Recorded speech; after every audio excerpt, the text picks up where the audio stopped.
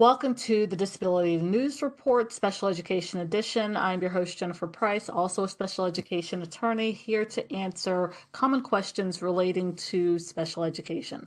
So the question I'm answering today is, what are the benefits of having an IEP? It's I think a bit of a broad question, but I'm going to break it down into three main aspects, which are really the three main aspects that are considered when considering whether a child needs an IEP. The academic aspect, the social aspect, and the behavioral component. So from an academic standpoint, let me back up. So first of all, just to remind everyone, an IEP is a document, a legal document that is supported and backed by the federal and state laws, the federal IDEA law, that is for children with disabilities to help them who might have a hard time accessing an appropriate education as a result of their disability. So an IEP is then created to help them better access and benefit from the entire educational system, and I do use that intentionally, the entire educational system, in spite of their disability. So I say entire educational system because an IEP is meant to address not just the academic portions, but the social and behavioral aspects. So that's why I'm going to break it down into three parts: social, academic, and behavioral.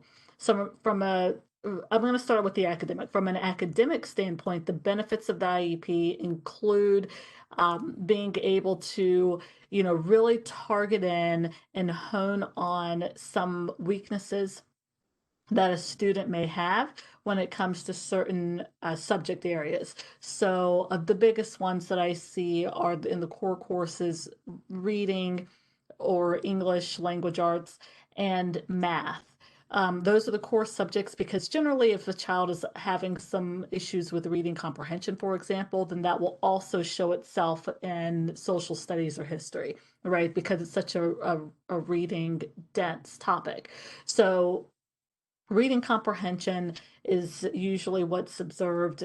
Language arts, when it comes to maybe grammar or phonics, and then math are the three biggest core subjects that you'll see in an IEP trying to be addressed. So when it comes to that, some of the benefits can be, that you are targeting in on maybe the phonics aspect. So your IEP is going to be written in a way to where it reads something to the effect of, we're going to help this student be able to articulate the S sound, or know his letters, or know his letters A through Z, and know the appropriate sound that A through Z makes. We're going to help with blending the sounds of those letters.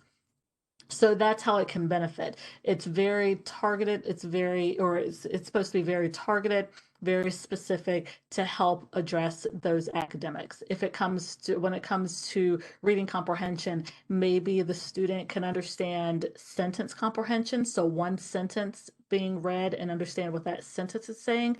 But then when it comes to a big story, reading a novel, a chapter book, a big paragraph, then the student may have a hard time understanding what that entire paragraph is saying, or being able to pull out inferences or draw conclusions. So then you have an IEP that is specifically written and targeted to address the reading comprehension portion of it, by saying, that we're going to help the student, get at least 80%, so meaning score at least an 80% on the majority, whatever number that is, the majority of the test or quizzes, and on a grade level, some sort of grade level book or grade level worksheet that we're working on. It's what I'm trying to say is that, and even when it comes to math, helping out with the math, the point is that it's very targeted, it's very specific, and it helps address a specific weakness that the child is having in a core subject. So that's the academic benefit. And obviously, the whole point of it is to increase the grade, right? So if your child is failing, you take a very targeted approach to help the student out so that the grades get better. So when it comes to a behavioral standpoint and the behavioral aspect of it, again, it is to address the concern. So if the concern is that your student is maybe not responding appropriately or um, uh, emotion has some emotional regulation concerns that or issues going on, then the IEP is there to help address those emotional regulations. So it can be drafted in a way to read where the student will learn to respond in this certain way when this instance happens, right? So if you are doing an assessment and you realize that in the same or similar circumstances all the time when something happens, the student may, have an emotional outburst or um, might, yell and scream or get up and run around the classroom or just elope altogether, something to that effect. That's a behavioral concern. And so there can be an IEP that is specifically written and targeted to address that concern, right? Because at the end of the day, that behavior is impeding the child from being able to benefit from the education that he deserves, right? So you want to try to address that behavioral concern, whether it is emotional regulation, yelling, screaming, crying, kicking, hitting, punching, headbanging, eloping, whatever that behavioral concern is. You want the IEP to address that. That way, the child can fully benefit from the full educational system. The last aspect comes in the form of the social component. Now, frankly, this is a component that I often see left out of IEPs. However, there are many children who do struggle with the social aspects of school. And it's, very much a part of and included in the entire educational system. So when we as lawyers and you read court opinions with judges talk about the educational system and the entire in its entirety and the benefits of that, the social aspect is definitely included. However, it's not always included in the IEPs. So when it comes to the social aspect, the benefits of the IEP come in being able to target and hone in on what is going on. So when the child is on the playground, maybe the child, wants to make friends and wants to have friends and wants to socialize, but has a hard time communicating. Well, so then the IEP can be written in a way to address those social concerns.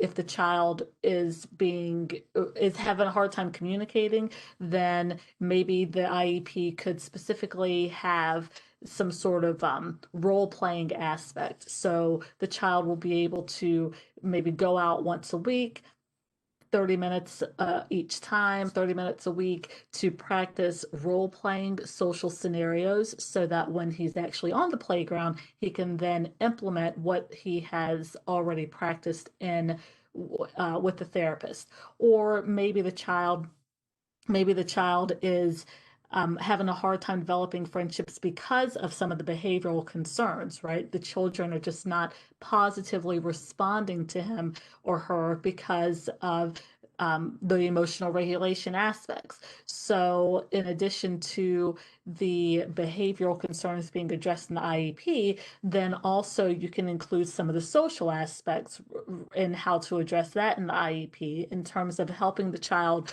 learn social cues, social and all the social dynamics that come with being on the playground or being in the lunchroom, the cafeteria, or in the hallway with friends. So, or just classmates and peers in general. So there are many benefits to an IEP, but at the end of the day, you probably heard me repeat a word or phrase a number of times, and that is targeted. the biggest benefit and point of the IEP is that the whatever weaknesses or deficits that your child has or the student has in being that are preventing that child from being able to access and fully benefit from the entire educational system. The IEP is there to really target in and hone in on those weaknesses and deficits so that they no longer are weaknesses and deficits, and they no longer are hurdles and obstacles. Not to say that they're never going to happen, but the IEP is there to help address those concerns so that the child can access education. And it's also going to be there to help the child become aware, which is just another benefit of the IEP. It helps the child become aware of the emotional regulation concerns, maybe the social cues that he needs to pick up, some of the language arts or math skills that need to be developed. So it really has a comprehensive function that benefits not only the school or this and the staff in helping the child, but also the child in helping him have more agency and what's and how he is in his environment and how he or she learns, and also becoming aware of certain situations so that he or she can then work to try to address those concerns so that they no longer become an obstacle to his learning environment and also his social environment. So this one was a little bit longer, but hopefully that helped. If you liked, do a thumbs up. Certainly, if you have a question you'd like me to answer, then comment below and I will address your question as well. I will see you next week.